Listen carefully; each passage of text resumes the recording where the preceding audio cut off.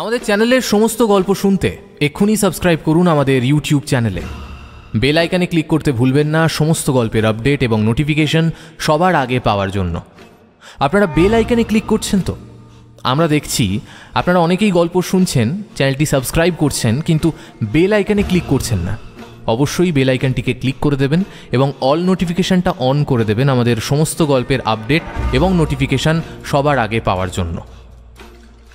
এছাড়া জয়েন করতে পারেন ফ্রিকি ফ্রাইডে স্টোরিজকে মাত্র 29 টাকার মাধ্যমে। আমাদেরকে জয়েন করুন, আমাদেরকে উৎসাহ দিন আরও নতুন নতুন ভালো ভালো কন্টেন্ট গল্প আপনাদের উপস্থাপন করার জন্য। আজ ফ্রিকি ফ্রাইডে স্টোরিজে আপনারা শুনবেন লেখিকা কনক বসুর কলম থেকে একটি ভয়ের গল্প, বউরানী। আজকের গল্প পাঠ ও গল্পের সূত্রধার আমি সায়ন্তন। শুনতে থাকুন কনক বসুর কলমে বউরানী।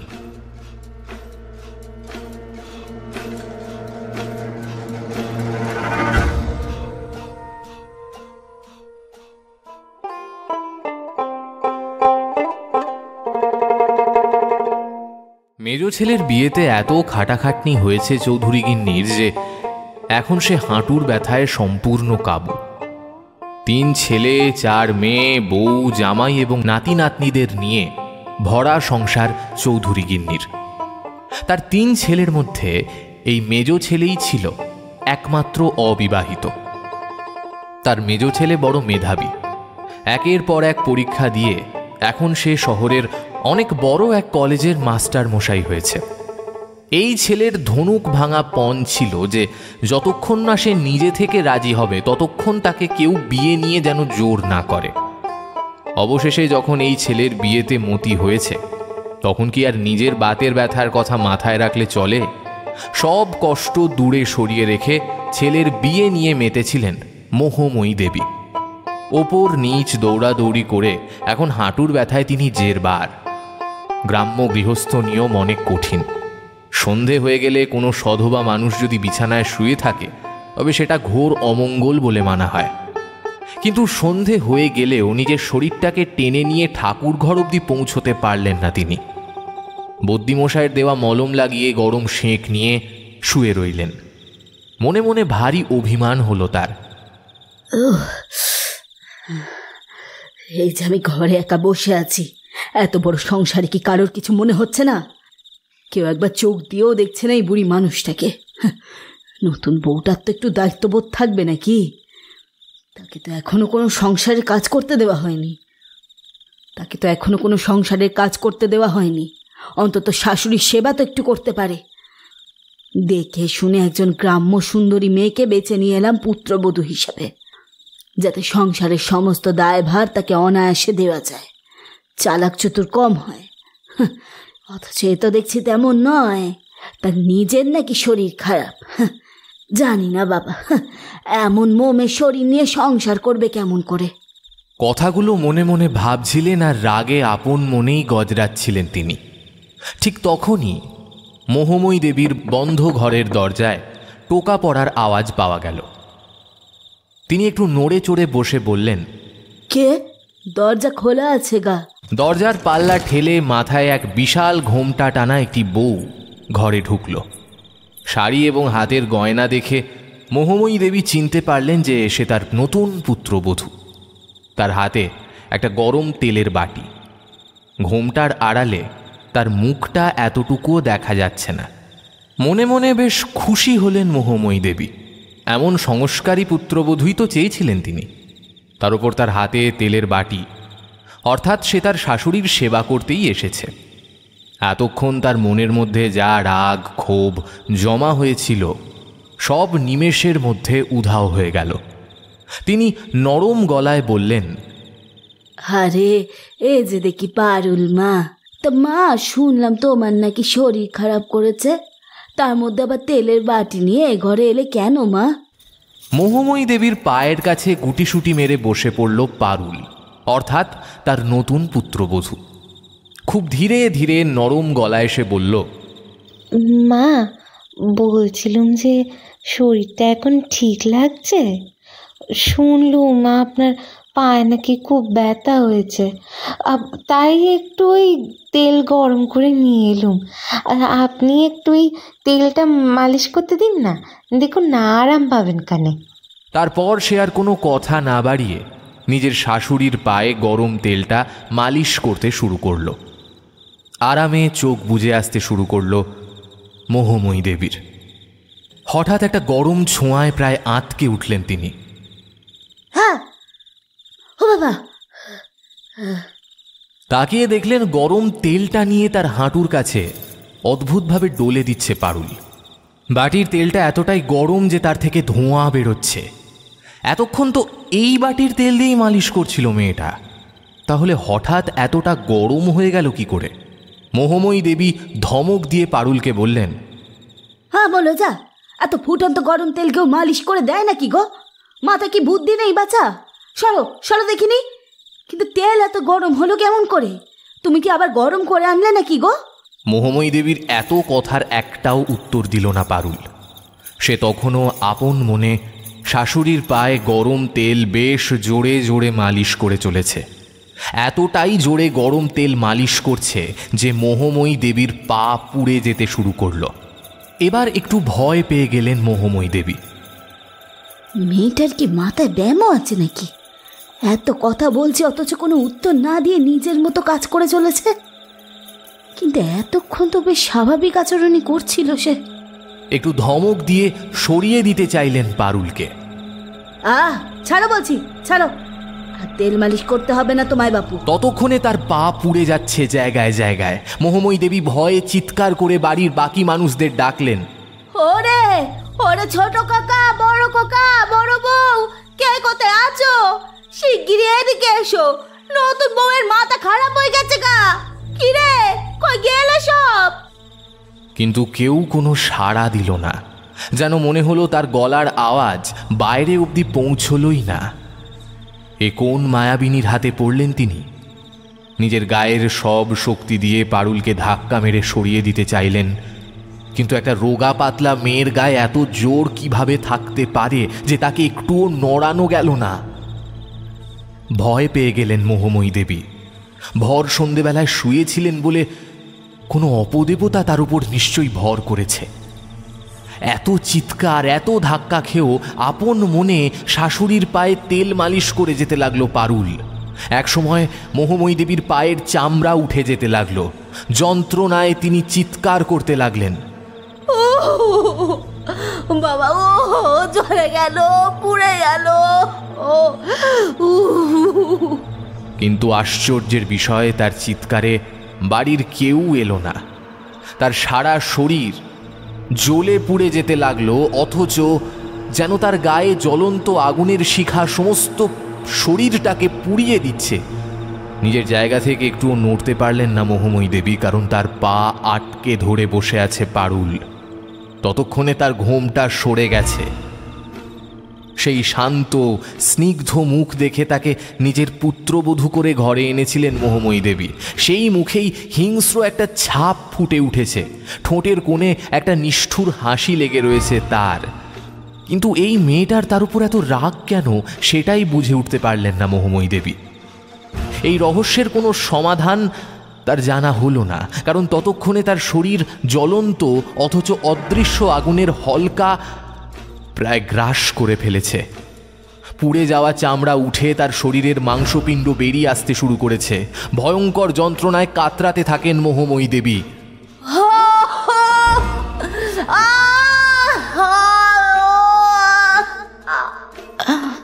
সেই জ্বলন্ত আগুনের হলকা আর সহ্য করতে না পেরে একসময় মারা যান তিনি।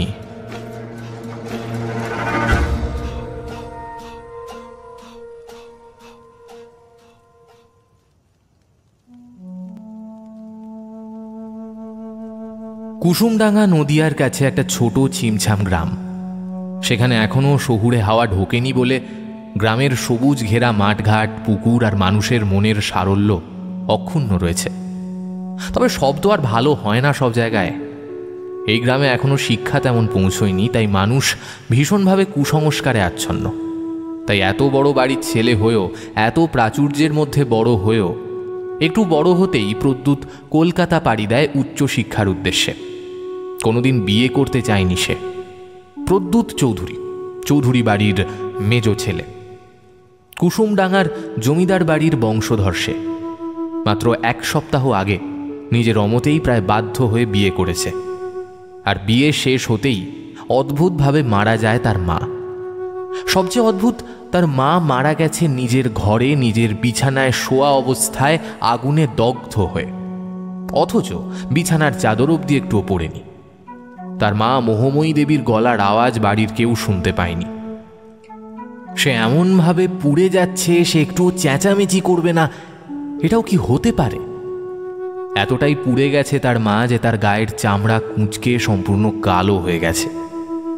কিন্তু পুলিশ এসে তদন্ত করেও আগুনের কোনো উৎস খুঁজে পায়নি। এদিকে গ্রামের মানুষের ধারণা তাদের বাড়িতে কোনো অশুভ শক্তির প্রভাব পড়েছে, না হলে হঠাৎ একটা জলজ্যান্ত মানুষ কোনো কারণ ছাড়া আগুনে পুড়ে এইভাবে মারা যাবে কেন? তাদের মতে কোনো অপদেবতার প্রভাব ছাড়া এমন হতেই পারে না। তাই তারা গ্রামের রামু ওঝাকে নিজে থেকেই নিয়ে এসে ঝাড়ফুঁক করতে শুরু করেছে। মরার খুলি, ধুলো, বালি, সিঁদুর, হলুদ, আরও কত কি দিয়ে যে কী সব বুজরুকি করছে সে আর বলার নয়। কিছুদিনের মধ্যে এমন সব ঘটনা তার জীবনে ঘটে গেছে যে প্রদ্যুৎ মানসিকভাবে একদম ভেঙে পড়েছে। এখন শুধু তার একজনের কথাই মনে পড়ছে বারবার। যদি তাকে একটিবার নিজের মনের সব কথা বলতে পারত প্রদ্যুৎ, তাহলে হয়তো মানসিকভাবে একটু শান্তি পেত সে। কিন্তু সেই রাস্তা তো সে নিজের হাতেই বন্ধ করে দিয়েছে। একা একা নিজের বাড়ির পুকুর ঘাটে বসেছিল এতক্ষণ সে। নিজের মনেই নানা কথা ভাবতে ভাবতে ভাবনার সাগরে তলিয়ে গিয়েছিল। কিছুক্ষণ পর তার মনে হয় তার পেছনে কেউ যেন দাঁড়িয়ে রয়েছে। চট করে ঘাড় ঘুরিয়ে একবার দেখে নেয় সে, কিন্তু কোথাও তেমন কাউকে দেখতে পায় না। মনের ভুল ভেবে আবারও একই জায়গায় চুপ করে বসে থাকে। আসলে বাড়ির মধ্যে এমন সব কাণ্ড কারখানা হচ্ছে যে তার দম বন্ধ হয়ে আসছে এখানে। এদিকে তার মায়ের মৃত্যু রহস্য যতক্ষণ না উদ্ঘাটন হচ্ছে ততক্ষণ সে বাড়ি ছেড়ে যেতে পারবে না। অন্তত পুলিশ এমনটাই বলে গেছে। না হলে তো এতদিনে নতুন বউকে নিয়ে তার কলকাতায় ফিরে যাওয়ার কথা ছিল। একটা দীর্ঘশ্বাস বেরিয়ে আসে তার বুক থেকে। আবারও তার মনে হতে থাকে ঠিক তার পেছনে কেউ যেন এসে দাঁড়িয়েছে। তবে এবার শুধু যে অনুভূতি টের পেল তা নয়, একটা মৃদু ডাক শুনতে পেল, যেন খুব মিহি স্বরে কেউ যেন তাকে ডাকছে। জমিদার বাবু, ও জমিদার বাবু, শুনতে পাচ্ছ? একটু সতর্ক হয়ে প্রদ্যুৎ শুনল যে তাকে কেউ জমিদার বাবু বলে ডাকছে। বুকের ভেতরটা ছ্যাঁত করে উঠল। এই নাম ধরে তাকে ডাকতো শুধু একজনই, কিন্তু সে তো কলকাতায়।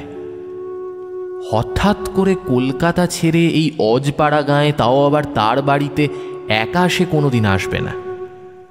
এই বাড়িতে তার আসার সমস্ত রাস্তা প্রদ্যুৎ নিজে বন্ধ করে দিয়েছে। তাহলে কি সবটাই তার মনের ভুল? হতে পারে। তাকেই তো সবচেয়ে বেশি মনে পড়ছে এখন।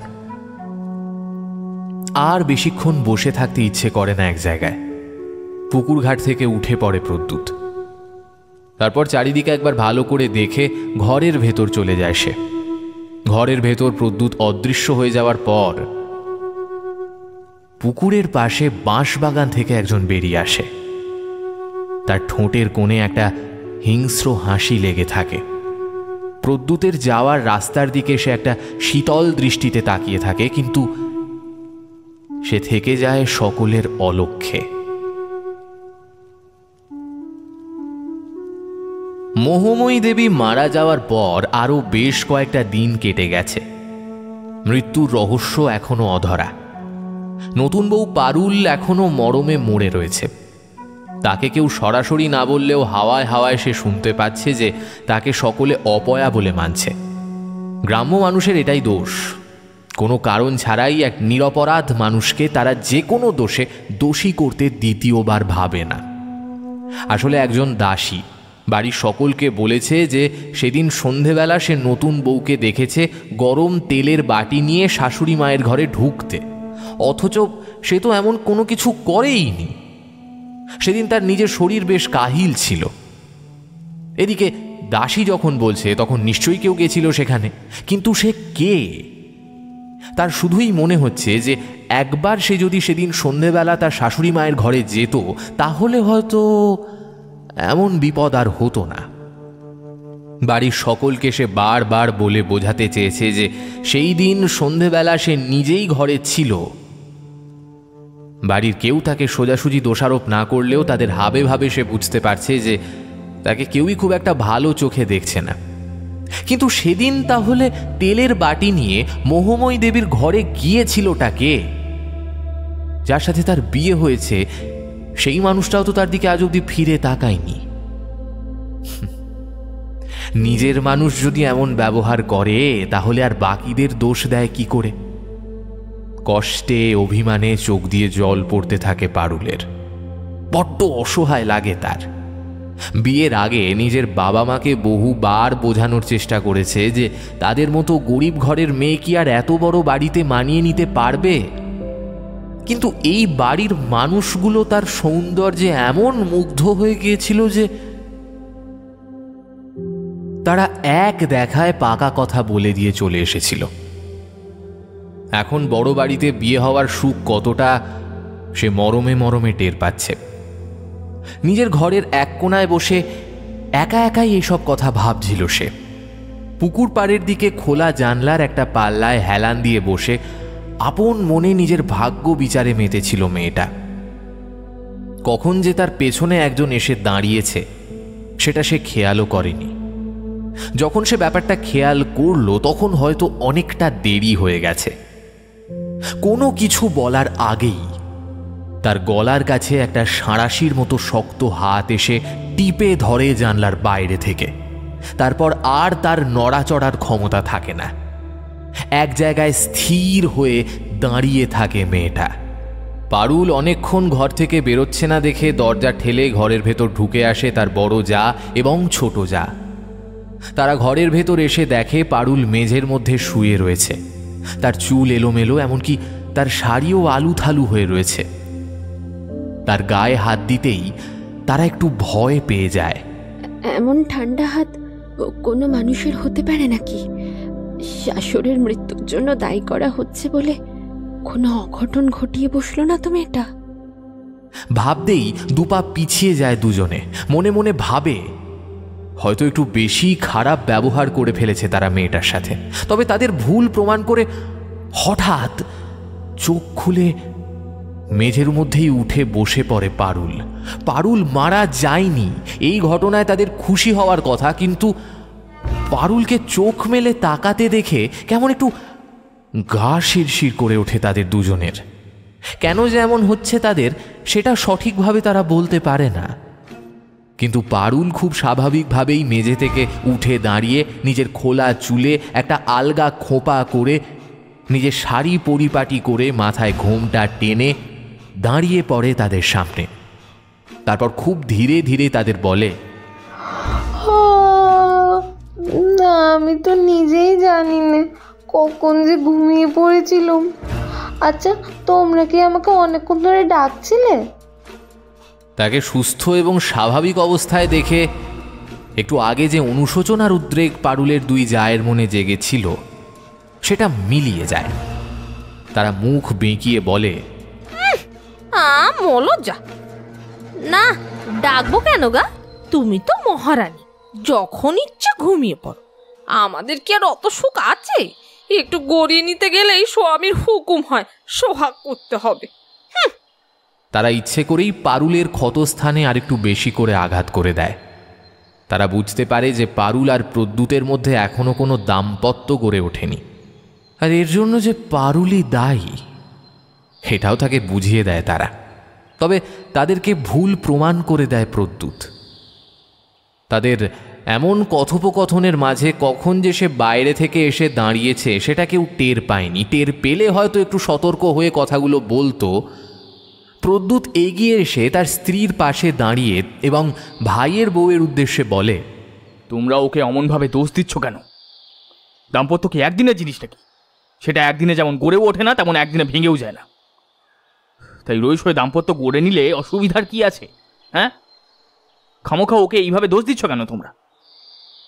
ক্লান্ত লাগছে তাই হয়তো ঘুমিয়ে পড়েছে, তাতে অসুবিধার কি? তাছাড়া আমরা আর কয়েকদিনের মধ্যেই কলকাতা চলে যাচ্ছি, তোমাদের তখন তেমন একটা অসুবিধা হবে না। প্রদ্যুতের উপস্থিতিতে মাথায় ঘোমটা টেনে জড়সড় হয়ে দাঁড়িয়ে যায় দুজন। তবে প্রদ্যুতের বৌদি এত সহজে দমে যাওয়ার পাত্রী নয়। মুখ খুলে কিছু বলতে যেতেই প্রদ্যুৎ আবারও বেশ গম্ভীরভাবে বলে, দেখো, তোমরা হয়তো ওকে দোষ দিচ্ছ মায়ের মৃত্যুর জন্য, কিন্তু সে সবই তো প্রমাণ সাপেক্ষ। পুলিশ কিন্তু এখনো ওকে দোষী সাব্যস্ত করেনি। শুধু একজন দাসীর কথা শুনে তোমরা তোমাদের বাড়ির লোককে অবিশ্বাস করবে? ছি বৌদি, আমি তোমার থেকে অন্তত এটা আশা করিনি।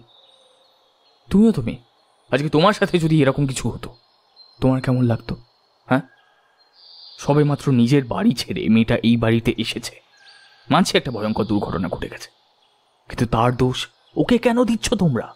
কোথায় তোমরা ওকে একটু আগলে রাখবে, এই বাড়ির সমস্ত রীতিনীতি বুঝিয়ে দেবে, সেটা না করে সকলের সাথে তুমি বৌদি ওর দোষ খুঁজতে ব্যস্ত হয়ে পড়েছ। পারুলের দুই যা বুঝতে পারে যে এখানে দাঁড়িয়ে থেকে আর তাদের কোনো লাভ নেই।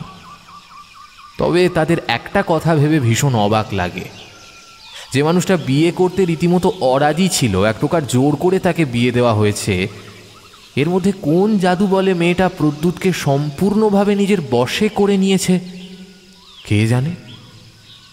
এই মেয়ে নিশ্চয়ই জাদু জানে, নয়তো সত্যিই সে মানুষ নয়, কোনো অপদেবতা হয়তো। প্রায় এক সপ্তাহ কেটে যাওয়ার পরেও যখন মোহময়ী দেবীর মৃত্যু রহস্যের কোনো উদ্ঘাটন হলো না, তখন সেটা একটা দুর্ঘটনা অথবা নিয়তি হিসেবে ধরে নিয়ে সকলকে দায়মুক্ত করে দেয় পুলিশ।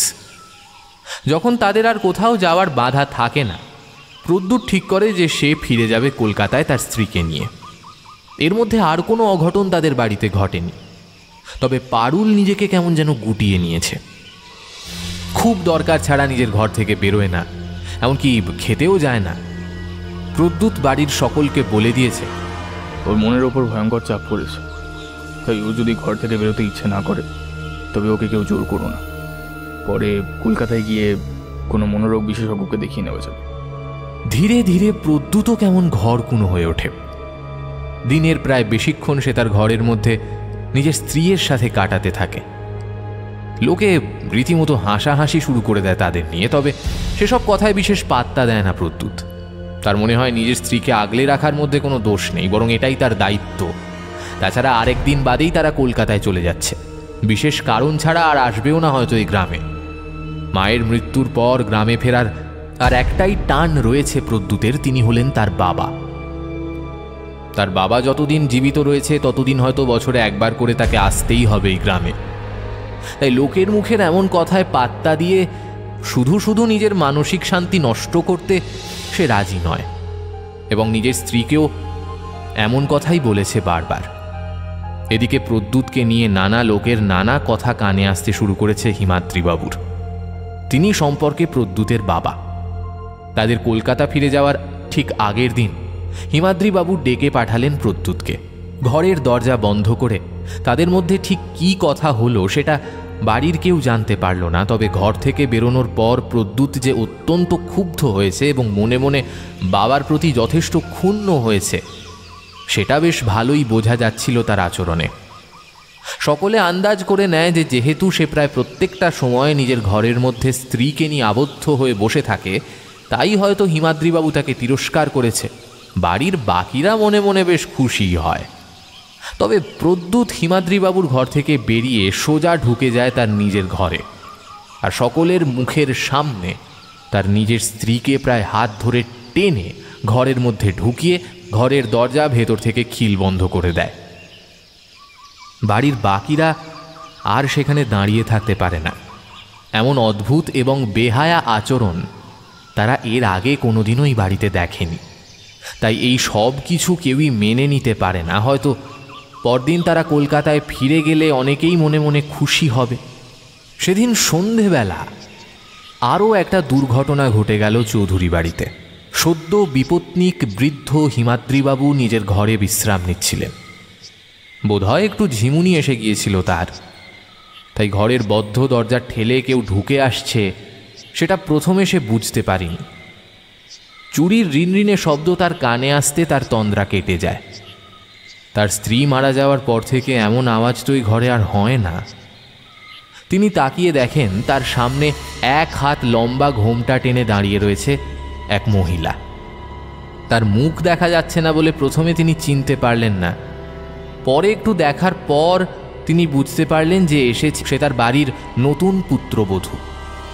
কিন্তু এই ভর সন্ধেবেলায় এমনভাবে তার ঘরে একাকী চলে আসার কি কারণ থাকতে পারে সেটাই বুঝতে পারলেন না হিমাদ্রিবাবু। তাহলে কি সকালে প্রদ্যুৎকে ডেকে কথাগুলো বলেছেন বলে তার জবাবদিহি চাইতে এসেছে এই মেয়ে?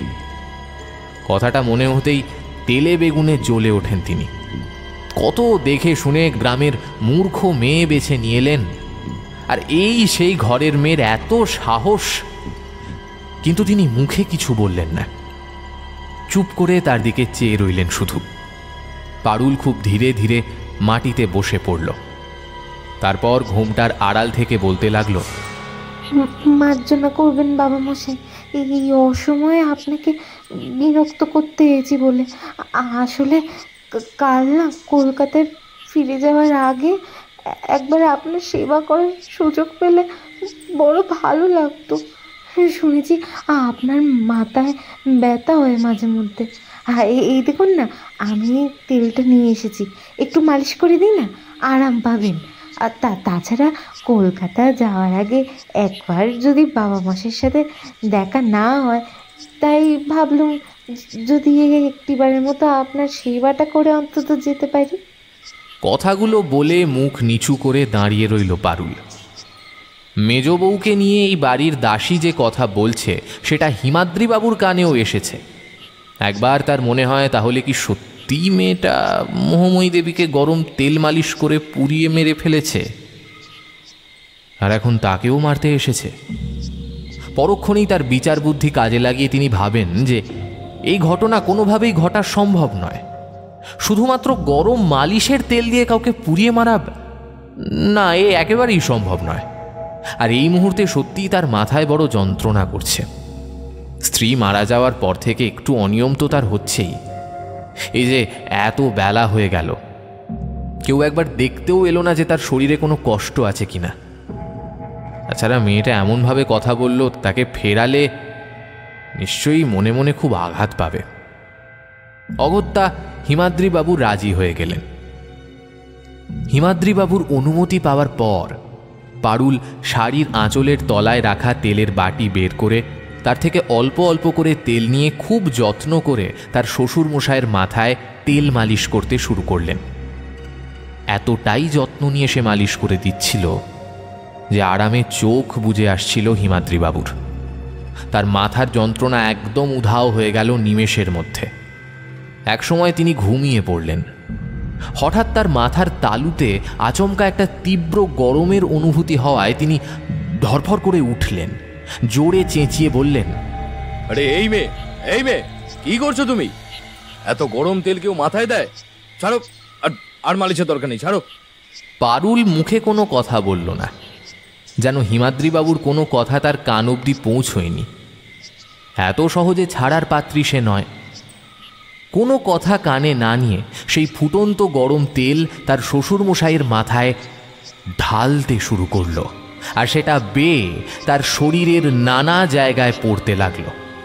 হঠাৎ করে তেলটা এতটা গরম হয়ে গেল কিভাবে? মেয়েটা তো এই ঘর ছেড়ে কোথাও যায়নি। এতক্ষণেই একই তেলের বাটি থেকে সে তেল মালিশ করছিল। তাহলে ওই একই বাটি হঠাৎ করে এতটা কি করে গরম হয়ে যায়? এই ব্যাপারটা তো বড়ই ভৌতিক। তাহলে কি বাড়ির লোক ঠিকই বলেছে? এটা কোনো জাদুবিদ্যা জানে? কিন্তু আমার সাথে বা আমার স্ত্রীর সাথে এই মেয়েটির কিসের শত্রুতা থাকতে পারে? সম্বন্ধ হওয়ার আগে অবধি এই মেয়েটাকে একেবারের জন্যও আমি চোখে দেখিনি। তাহলে কি মেয়েটা পাগল, নাকি অন্য কোনো অভিসন্ধি রয়েছে তার? তাছাড়া এই একইভাবে কি পারুল মোহময়ীকেও হত্যা করেছে? এতগুলো প্রশ্ন তার মাথায় ঘুরপাক খেতে থাকে। এদিকে ফুটন্ত গরম তেল তার শরীরে পড়ে অসম্ভব জ্বালা যন্ত্রণায় সে কাহিল হয়ে যায়। চেয়ার থেকে উঠে ছুটে পালিয়ে যাওয়ার বহু চেষ্টা করেন হিমাদ্রিবাবু, কিন্তু কোনো এক জাদু বলে তিনি তার জায়গা থেকে এক চুলও নড়তে পারলেন না। প্রাণপণে চিৎকার করতে থাকেন তিনি, বাঁচাও বাঁচাও, কে আছো, বাঁচাও বাঁচাও। কিন্তু এত চিৎকারে বাড়ির কোনো লোক তাকে উদ্ধার করতে এলো না। সেটাও ভারী অদ্ভুত লাগলো তার কাছে। একসময় গরম তেলে পুড়ে যাওয়া চামড়া আপনা আপনি শরীরের বিভিন্ন অংশ থেকে উঠে যেতে থাকে। চামড়া গুটিয়ে সাদা মাংস বেরিয়ে আসে তার। অসম্ভব যন্ত্রণায় কাতরাতে থাকেন তিনি। কাতর স্বরে তিনি পারুলকে জিজ্ঞেস করেন, কেন এমন করছো আমার সাথে? আমি কি ক্ষতি করেছি তোমার? তাহলে কি তুমি আমার স্ত্রী মোহময়ীকেও এই একই রকম ভাবে অত্যাচার করে মেরে ফেলেছ? কিন্তু কেন করছো এইসব? আর আমি কোনোভাবেই নিজেকে তোমার নাগপাশ থেকে মুক্ত করতে পারছি না কেন? কে তুমি? কে? হিমাদ্রিবাবুর প্রশ্নের কোনো উত্তর দিতে পারল না পারুল। শুধু ঘোমটার নিচ থেকে একটা জ্বলন্ত মুখের আভা প্রত্যক্ষ করতে থাকেন হিমাদ্রিবাবু, সাথে একটা হাড় হিম করা হাসি। মাথাটা কেমন দুলতে শুরু করে তার। কোনোভাবেই আর নিজেকে সামলে রাখতে পারেন না তিনি। চোখের সামনে একটা গাঢ় কালো অন্ধকার নেমে আসে তার। তারপর ধীরে ধীরে জ্ঞানচক্ষু বন্ধ হয়ে যায়। তার স্ত্রীর মতোই জ্বলে পুড়ে ভয়ঙ্কর যন্ত্রণায় মারা যান তিনি। রাতের খাবার নিয়ে এসে বেশ কিছুক্ষণ ডাকাডাকির পরেও যখন হিমাদ্রিবাবু কোনো সাড়া শব্দ করলেন না, তখন বাড়ির পুরনো ভৃত্য বাড়ির সকলকে ডাকতে শুরু করল। তার ডাকাডাকিতে বাড়ির সকলে এসে হাজির হলো হিমাদ্রিবাবুর ঘরের সামনে। প্রথমটায় সকলেই ঘরের দরজায় ধাক্কা দিয়ে বহু ডাকাডাকি করতে শুরু করলেন। আসলে হিমাদ্রিবাবু একটু গোপনীয়তা পছন্দ করেন। অকারণে কেউ তার ঘরের দরজা খুলে ঢুকে পড়া তিনি একদম পছন্দ করতেন না। তাছাড়া জমিদারি না থাকলেও জমিদারি রক্তের যে জমিদারি মেজাজ এখনও বর্তমান, সেটা এখনও ওই বাড়ির সকলেরই জানা। তাই প্রথমে বাইরে থেকে নানাভাবে তার একটু সাড়া পাওয়ার বহু প্রচেষ্টা চালাতে লাগলো, কিন্তু কোনোভাবেই যখন তার সাড়া পাওয়া গেল না, তখন বাধ্য হয়ে ঘরের দরজা ভেঙে ফেলা হলো। ঘরের দরজা ভেঙে তারা যা দেখল তাতে সকলের মনের মধ্যে একটা ভয়ের সঞ্চার হলো। মোহময়ী দেবীকে নিজের ঘরের দরজায় ঠিক যেমন দগ্ধ এবং মৃত অবস্থায় পাওয়া গিয়েছিল, হিমাদ্রিবাবুকেও ঠিক একই রকম দগ্ধ এবং মৃত অবস্থায় পাওয়া গেল। এই বাড়ির বড় বউ এই দৃশ্য সহ্য করতে না পেরে ছুটে বেরিয়ে গেলেন সেখান থেকে। তার মেজ দেওর অর্থাৎ প্রদ্যুতের ঘরের পাশ দিয়ে তিনি যখন যাচ্ছিলেন, তখন তিনি কিছু টুকরো টুকরো কথা শুনতে পেলেন প্রদ্যুতের ঘর থেকে। আদরে সোহাগে একদম মাথায় করে রেখেছে প্রদ্যুৎ তার নববিবাহিতা স্ত্রীকে। খেয়াল করে দেখলেন যে এত ঘটনার মধ্যে প্রদ্যুৎ সেখানে হাজির ছিল না, এমনকি তার স্ত্রী পারুলও সেখানে ছিল না। হঠাৎ পারুলের প্রতি আক্রোশটা ভীষণভাবে সজাগ হয়ে উঠল বড় বউয়ের। ওই কাল নাগিনী এ বাড়িতে ঢোকার পর থেকে এমন ধারা ভৌতিক ও অস্বাভাবিক ঘটনা ঘটে চলেছে। পরপর দুটো মৃত্যু এ বাড়িতে কখনো হয়নি আগে। তাছাড়া দুজনেই নিজের ঘরের মধ্যে যখন দগ্ধ হয়েছেন, তখন তারা নিশ্চয়ই চিৎকার করেছেন, কিন্তু দেখো সে চিৎকার একটুও কারোর কান অব্দি পৌঁছয়নি। তাছাড়া প্রাথমিকভাবে পরীক্ষা করেও অগ্নিসংযোগের কোনো কারণ কেউ খুঁজে পায়নি আজ অব্দি। এইবার শ্বশুর মশাইয়ের মৃত্যুর বেলাও হয়তো একই রহস্য দেখা যাবে। কোনো জাদু না জানলে, কোনো অশুভ শক্তির জোর না থাকলে এমন ঘটনা ঘটা সম্ভব কখনো? নিজেকে আর সামলে রাখতে পারলেন না চৌধুরী বাড়ির বড় বউ। প্রদ্যুতের ঘরের দরজায় দুম দুম করে আঘাত করতে শুরু করলেন তিনি। ঘরের ভেতর থেকে সাড়া দিল প্রদ্যুৎ। আসছি আসছি, এত তাড়া কিসের? হ্যাঁ, দরজাটা খোলার একটু সময় দেবে তো, দরজাটা ভেঙে দেবে দেখছি। দরজা খুলে প্রদ্যুৎ দেখতে পায় তার বড় বৌদি। তার বড় বৌদি এমনভাবে দরজা ধাক্কা দিচ্ছিল। প্রথমে সে একটু বিরক্ত হয়। আসলে তার স্ত্রীর প্রতি কেন যে বৌদিদের এত হিংসে সেটাই বুঝতে পারে না প্রদ্যুৎ। হ্যাঁ, স্ত্রীকে সে একটু বেশি ভালো না হয় বাসে, কিন্তু এ তো অপরাধ নয়। মনের মধ্যে কথাগুলো থাকলেও সেগুলো প্রকাশ করল না প্রদ্যুৎ। অবশ্য তাকে কোনো কথা বলার অবকাশও দিল না বড় বউ। পারুলকে বিছানায় শুয়ে থাকতে দেখে মাথাটা আরো গরম হয়ে যায় বড় বউয়ের। সে ততক্ষণে তেড়ে ফুড়ে বলতে শুরু করেছে, মলজা, বাড়িতে একের পর এক ঘটনা ঘটেই চলেছে, অথচ এদের মনে যেন প্রেমের জোয়ার লেগেছে। এদিকে যে তাকে আর কোনো কথা বলতে দেয় না প্রদ্যুৎ। তাকে মাঝপথে থামিয়ে দিয়ে বলে, কেন বৌদি, তোমাকে দাদা আজকাল কম ভালোবাসছে বুঝি? হ্যাঁ, তাই ওর প্রতি এত হিংসে? বড় বউ মুখ বেঁকিয়ে বলে, থামো থামো, আমার বই গেছে গা তোমার বউকে হিংসা করতে। এদিকে যে একের পর এক ঘটনা ঘটে চলেছে সে খবর রাখো। বাবা মশাই মায়ের মতো একইভাবে মারা গেছেন, অথচ তোমরা তো প্রেমে মেতেছ। সব হচ্ছে ওই কাল লাগিনি আসার পর। ওই করছে সব, আমি কিন্তু বলে দিলাম। তাকে আবার থামিয়ে দিয়ে প্রদ্যুৎ বলে, কি বলছোটা কি বৌদি? বাবা বাবা মারা গিয়েছেন? হ্যাঁ, আমি তো কিছুই বুঝতে পারছি না। কিন্তু কিন্তু যদি মারা গিয়েও থাকেন তবুও তোমরা এমনভাবে অর্পণাকে দোষারোপ করছো কেন? সারাটা সন্ধে ও তো ঘর থেকে বেরোয়নি, ও তো ঘরের মধ্যেই শুয়েছিল। আমি জানি না কেন তোমরা বারবার ওর দোষ দাও। সে যাই হোক, পরে কথা হবে এই নিয়ে। আগে বাবার ঘরে যাওয়া হোক। কি কথাগুলো বলে প্রদ্যুৎ তার বাবার ঘরের দিকে যেতে উদ্যত হয়। এবার তাকে মাঝপথে আটকে দিয়ে বড় বৌদি বলে, অপর্ণা, সে কেন তোমার বউ হতে যাবে? তোমার বউ তো পারুল। তার বৌদির কথা শুনে এমন বিপদের মধ্যেও হাসতে শুরু করলো প্রদ্যুৎ। হাসতে হাসতে সে বলল, তোমার কি মাথা খারাপ হয়ে গেছে নাকি বৌদি? হ্যাঁ, আমার বউয়ের নাম আমি ভুল বলবো? এত তোড়জোড় করে, এত যুদ্ধ করে অপর্ণার সাথে আমি বিয়ে করলাম, তারও তো 15 দিন হয়ে গেল। সত্যি বৌদি, তুমি পারো বটে। এবার বুঝতে পারছি বাবা মশাইয়ের কিচ্ছু হয়নি। তুমি নিশ্চয়ই আমাদের সাথে একটু গল্প করতে এসেছো। তো এসেছো যখন বসো না, আগে তো কত গল্প করতে আমার সাথে। তো কি জানো, অপর্ণার আজ শরীরটা তেমন ঠিক নেই। তবে তুমি যদি ওর সাথে একটু গল্প করতে শুরু করো, ও নিজেও গল্পে মেতে উঠবে। ও প্রচুর গল্প করতে ভালোবাসে। আচ্ছা, সেসব থাক, তুমি এসো, জমিয়ে আমরা আড্ডা দিই। এক নিঃশ্বাসে কথাগুলো বলে গেল প্রদ্যুৎ। কথাগুলো বলা শেষ করে সে তার বৌদির হাত ধরে বিছানার কাছে নিয়ে এলো। প্রদ্যুতের স্ত্রী পারুল অথবা অপর্ণা, সে যেই হোক না কেন, বিছানার উপর উঠে বসেছে। তার মাথায় এখনো 1 হাত লম্বা ঘোমটা। ঘটনার আকস্মিকতায় এতটাই ঘাবড়ে গেছে বড় বউ যে তার মুখে একটুও কথা সরছে না। তখনও সে চুপচাপ মেয়েটার দিকে অপলক চোখে চেয়ে রয়েছে। কিছুতেই বুঝতে পারছে না যে এতটা ভুল কিভাবে হলো। আর যদি ভুল বলেও থাকে প্রদ্যুৎ, এই মেয়েটা কেন প্রতিবাদ করছে না? খাটের ওপর নির্বিকার বসে রয়েছে। হঠাৎ ঘোমটার আড়াল থেকে একটা জ্বলন্ত মুখ দেখতে পায় বড় বউ। চমকে দুপা পিছিয়ে যায় সে। তারপর অস্ফুট স্বরে কি একটা বলতে বলতে প্রায় কাঁপতে কাঁপতে ঘর থেকে দৌড়ে পালায় সে। দৌড়ে যেতে যেতে প্রদ্যুতের গলা সে শুনতে পায়, আরে কি হলো তোমার? আরে পালিয়ে যাচ্ছ কেন? কি যে ভাবো আর কি যে করো না, কিচ্ছু বুঝতে পারি না। মাঝরাতে আবার পুলিশ এসে পৌঁছয় চৌধুরী বাড়িতে। পরপর একই বাড়িতে একই রকম দুটো মৃত্যু এবার সত্যিই ভাবিয়ে তুলেছে সকলকে।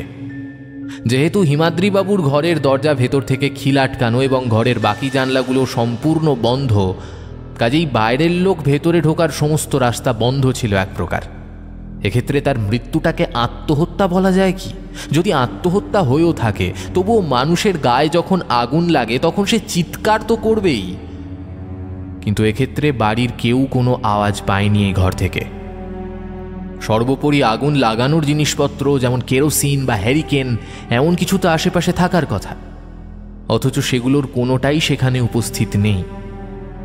তাহলে আত্মহত্যাই বা বলা চলে কিভাবে?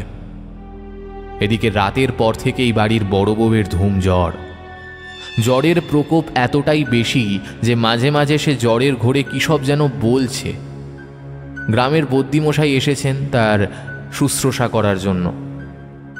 বৌদি তার ঘর থেকে চলে যাওয়ার পর প্রদ্যুৎ জানতে পারে যে তার বাবা সত্যি মারা গেছেন। তাই পুলিশের সাথে সেও নানা রকমভাবে সহযোগিতা করেছে। যেহেতু এই বাড়ির বাকিরা তার স্ত্রীকে খুব একটা ভালো চোখে দেখছে না, তাই সে তার স্ত্রীকে ঘর থেকে বেরোতে বারণ করে দিয়েছে। পুলিশ তাদের কলকাতা যাওয়া আবার 2 দিনের জন্য স্থগিত করে দিয়েছেন। 2 দিন কেন, আরও বেশ কিছু দিনের জন্যই আটকে গেল তারা। আসলে এমন পরিবেশ থেকে নিজের স্ত্রীকে বের করে নিয়ে যেতে চাইছিল প্রদ্যুৎ, কিন্তু কোনোভাবেই যেন তাদের যাওয়াটা আর হয়ে উঠছে না। পুলিশ তার বাবার মৃতদেহ নিয়ে গেছে পোস্টমর্টম করাবার জন্য। তার মায়ের মৃতদেহ পোস্টমর্টম না হলেও যেহেতু এই একইভাবে মৃত্যু হয়েছে বারবার, তাই এই রহস্যের কিনারা করার জন্যই এই প্রস্তাব দিয়েছেন পুলিশ। বাড়ির কেউই এতে অমত করেনি।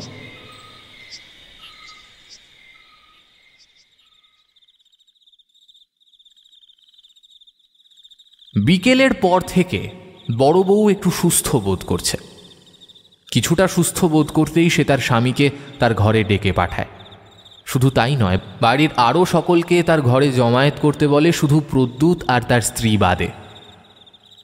সকলে বুঝতে পারে যে বড় বউ এমন কিছু কথা বলবে সেগুলো প্রদ্যুৎ ও তার স্ত্রীকে ঘিরেই। বাড়ির কেউই তাদেরকে তেমন ভালো চোখে দেখছে না বলে এই জমায়েতে কেউই তেমন বাধা দিল না, বরং মনে মনে ভাবল যদি বড় বউয়ের দেওয়া তথ্য অনুযায়ী কোনো সমাধান পাওয়া যায় তাহলে বেশ ভালোই হয়।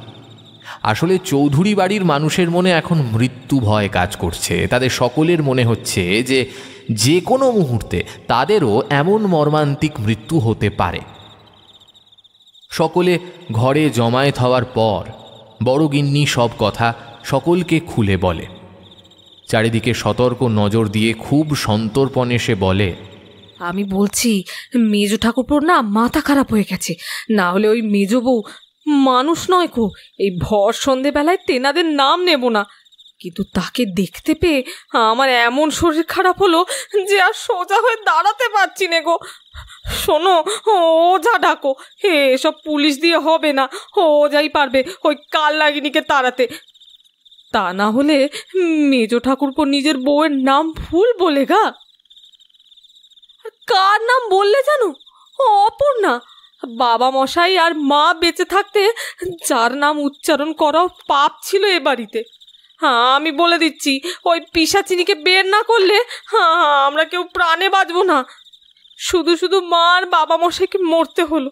কিছু একটা করো বলছি, কিছু একটা করো। আমি তার আসল চেহারা দেখেছি ঘোমটার আড়ালে। প্রাণে বাঁচতে হলে এক্ষুনি কিছু করা দরকার। এক্ষুনি ওঝাকে খবর দাও, না হলে যে আর কেউ বাঁচবো না। তার কথা শেষ হতে তার ছোট যা বলে, আমি বলি কি, ওই অপর্ণা কোনো টুকটাক করছে না তো, এভাবেই হয়তো প্রতিশোধ নিচ্ছে সে। ঠিকই বলেছে দিদি, এদের তাড়াতে হবে গো। বড় গিন্নির কথা শুনে সকলে হতভম্ব হয়ে যায়। এমন অদ্ভুত বিপদ ঠিক কিভাবে সামলানো যাবে সেটা নিয়ে সকলেই চিন্তিত হয়ে পড়ে। সকলেই গভীর চিন্তায় ডুবে যায়। এদিকে বাড়ির বউদের মধ্যে এতটাই আতঙ্ক ছড়িয়ে পড়ে যে তারা নিজেদের সন্তানদের বুকের মধ্যে আগলে নিয়ে চুপচাপ বসে থাকে। বাড়ির পুরুষ বলতে চৌধুরী বাড়ির বড় ছেলে আর ছোট ছেলে, তারা কিভাবে তাদের সংসার আর নিজেদের বাঁচাবে সেই চিন্তায় মগ্ন হয়ে রয়েছে। ঠিক তখনই ঘরের দরজা খুলে যায় এক লহমায়। ভেতর থেকে বন্ধ দরজা ঠিক কিভাবে খুলে যায় সেটাও ঠিক বুঝে উঠতে পারে না কেউ। দরজা খোলার সাথে সাথে এক রাশ ঝোড়ো হাওয়া ভেতরে ঢুকে আসে। ঝোড়ো হাওয়ার শব্দ, হাওয়ার জোর এতটাই ছিল যে প্রথমে নিজেদের সামাল দিতে বেশ একটু বেগ পেতে হয় সকলকে। কিছুটা সামলে উঠে সকলেই দেখতে পায় যে এক হাত ঘোমটা মাথায় দিয়ে দরজার সামনে দাঁড়িয়ে রয়েছে পারুল, এই বাড়ির মেজ বউ। হঠাৎ তাকে দেখে সকলেই গুটিয়ে যায় ভয়। কোনো মেয়ে মানুষের পক্ষে এইভাবে বন্ধ দরজা খুলে ফেলা মোটেও সম্ভব নয়। সকলে আর বুঝতে বাকি থাকে না যে এই মেয়ে সাধারণ নয়, নিশ্চয়ই এর মধ্যে কোনো অপদেবতা ভর করেছে। সকলে এতটাই ভয় পেয়ে যায় যে কোনো কথাই তারা বলতে পারে না। কথা বলতে শুরু করে পারুল। সে বলে, আমাদের নিয়ে কথা বলছিলে না তোমরা? তা বলি, যারা নিজেরাই চলে গিয়েছে তাদের তোমরা তাড়াবে কেমন ভাবে? তার কথায় সকলে মুখ চাওয়াচাই করতে থাকে। হে আবার কোন নাটক শুরু করলো মেয়েটা? সকলের মনের ভাব বুঝতে পেরে পারুল নিজে থেকেই বলে, নাটক নয় গো, সত্যি বলছি। আমি তো অনেক আগেই চলে গেছিলাম, শুধু একটি টানে পুরোপুরি মুক্তি পাইনি। আজ আমাদের কলকাতা ফেরার কথা ছিল, নতুন সংসার করার কথা ছিল, তাই প্রদ্যুৎকে নিয়ে চলে গেলাম। আসলে পারুলকে যে আমি আগেই সরিয়ে দিয়েছি, ও শরীরের আধার যে আমার দরকার ছিল।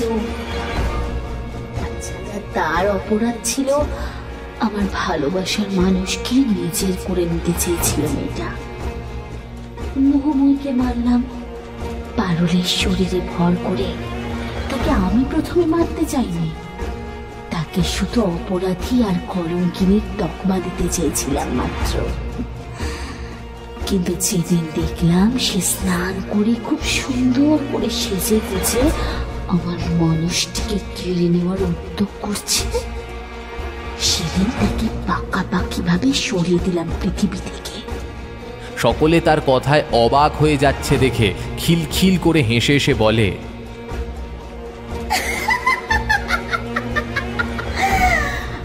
আমি তো অপর্ণা, নিজের ভালোবাসা কি আর এত সহজে বিসর্জন দিতে পারি? তোমরা আর ভয় পেও না, তোমাদের আমি কোনো ক্ষতি করব না। আসি গো। কথাগুলো বলে তার ঘোমটা খুলে পড়ে যায়। সকলের সামনে ফুটে ওঠে একটা ভয়ঙ্কর পোড়া মুখ, যা বিভৎস। সকলে আর্তনাদ করে ওঠে। ঘরে থাকা অনেকেই জ্ঞান হারিয়ে ফেলে। তারপর ধীরে ধীরে সেই নারী মূর্তি বিলীন হয়ে যায়। কিছুক্ষণ লাগে সকলের নিজেদের সামলে নিতে। তারপর তারা সকলে হাজির হয় প্রদ্যুতের ঘরে। সেখানে গিয়ে তারা দেখতে পায় খাটের ওপর দুটো নিথর দেহ শুয়ে আছে, একটা প্রদ্যুৎ আর একটা পারুল। তাদের দুজনের মুখেই প্রশান্তি, যেন নিশ্চিন্তে তারা ঘুমিয়ে পড়েছে। এটাই হয়তো তাদের নিয়তি ছিল। আসলে কলকাতায় থাকাকালীন অপর্ণা বলে একজন শিক্ষিত এবং রুচিশীল মেয়ের সাথে আলাপ হয় প্রদ্যুতের। খুব অল্প সময়ের মধ্যেই তারা একে অপরকে ভালোবেসে ফেলে। কিন্তু কুসংস্কারী এবং একরোখা চৌধুরী পরিবার তাদের এই সম্পর্ক কোনোভাবেই মেনে নেয় না। রাগ করে, বুঝিয়ে, অভিমান করেও প্রদ্যুৎকে এই সম্পর্ক থেকে বের করতে পারে না কেউই। কিন্তু মানুষ যতই জেদি হোক না কেন, নিজের বাবা মার চাইতে দামি তার কাছে কিছুই হয় না। তাই মোহময়ী দেবী যখন নিজের ছেলেকে বিয়ে করতে রাজি করানোর জন্য অনশন শুরু করলেন এবং ধীরে ধীরে তার শরীর ভাঙতে শুরু করলো, তখন এক প্রকার বাধ্য হয়ে বাবা মায়ের দেখা পারুলকে বিয়ে করতে রাজি হয়ে যায় প্রদ্যুৎ। নিজের মুখে কোনোভাবেই অপর্ণাকে সম্পর্ক ভাঙার কথা বলতে পারে না, তাই তার পরিস্থিতির সবটুকুর খুব ভালো করেই বর্ণনা করে অপর্ণার কাছে। তারপর সে কলকাতা ছেড়ে চলে আসে তার নিজের গ্রামের বাড়িতে। কিন্তু এই আঘাত সহ্য করতে পারে না অপর্ণা। অনেক সময় নিজের বিবেচনা কাজ করে না, তাই সেই মুহূর্তে নিজের গায়ে আগুন দিয়ে আত্মহত্যা করে সে। তার অতৃপ্ত আত্মা ফিরে আসে প্রদ্যুতের গ্রামের বাড়িতে। সেখানে সে নিজের ইচ্ছে পূরণ করতে প্রথমে পারুলকে মেরে ফেলে, তারপর পারুলকে মেরে ফেলে তার শরীরে প্রবেশ করে তার শরীরটাকে আধার বানিয়ে প্রথমে মোহময়ী দেবীকে, তারপর হিমাদ্রিবাবুকে মেরে ফেলে। এদিকে সময় মতো বিয়ে হলেও তার মায়ের মৃত্যুর পর প্রদ্যুতের কাছে ধরা দেয় অপর্ণা। হয়তো একটা ঘোরের মধ্যে, একটা মায়াজালের মধ্যে একই ঘরে অপর্ণার সাথে বসবাস করতে থাকে প্রদ্যুৎ। সকলের সাথে তার স্ত্রীর হয়ে বিরোধ করতে থাকে সে।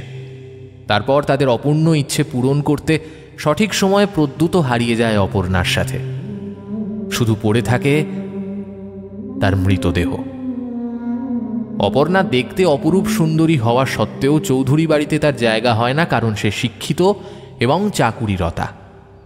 চৌধুরী বাড়ির নিয়ম অনুযায়ী এমন মেয়ে মানুষ হয় কুলোটা। গ্রামের মধ্যে দূষণ না ঢুকলেও তাদের মনের মধ্যে যে কুসংস্কার রয়েছে তার ফলে যে চরম ক্ষতি হয়ে চলেছে, সেটা বুঝলে হয়তো আজ এতগুলো প্রাণ বেঘোরে মারা যেত না। হয়তো আগামী দিনে শিক্ষার আলো পৌঁছে মানুষের মনের মধ্যে থাকা অন্ধকার একদিন ঠিক ঘুচে যাবে। সেই দিনের অপেক্ষাতেই না হয় থাকা যাক।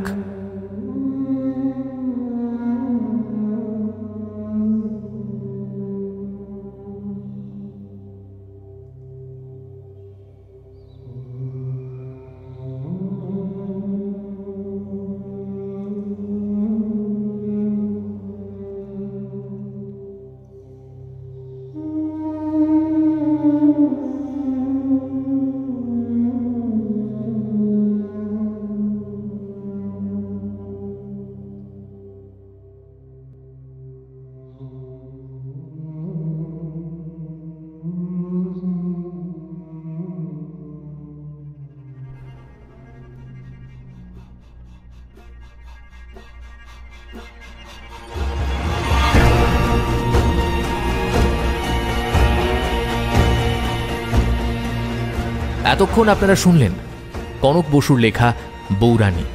আজকের গল্প পাঠ ও গল্পের সূত্রধার আমি সায়ন্তন।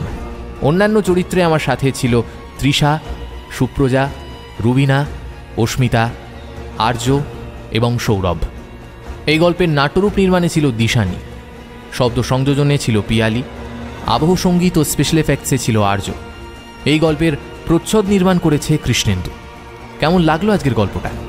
যদি এই গল্পটা আপনাদের ভালো লাগে অবশ্যই ভিডিওটিকে একটি লাইক করে দেবেন, চ্যানেলটা সাবস্ক্রাইব করতে ভুলবেন না, বেল আইকনে ক্লিক করে দেবেন সমস্ত গল্পের আপডেট এবং নোটিফিকেশন সবার আগে পাওয়ার জন্য।